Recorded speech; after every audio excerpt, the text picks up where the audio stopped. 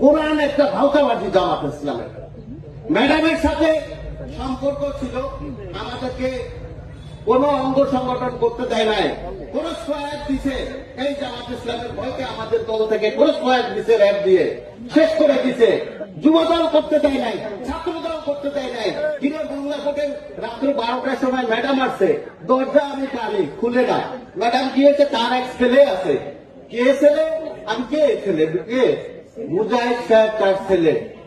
সে আসছে, ম্যাডামের দরজা খুলছে, তারপরে নামছে। দেখেন এত বড় কি করছে তারা, ম্যাডামকে সম্মান দিছে, তারা এইভাবে তারা দখল করে নিছে। স্টেজে যাবেন ওই সময়, ম্যাডামের ওই সময় ভোরবেলা ফজরের নেওয়ার সময় যে দেখবেন যে তারা দখল করে এসছে, সামনের কাতারে সব দখল করে আছে। বিএনপিদের কোনো পাত্তা ছিল না। আর তারা এখন কয় মহিলাদের নেতৃত্ব কি না যায়, না যায়। এই শালায় কোরআন অবমাননাকারী।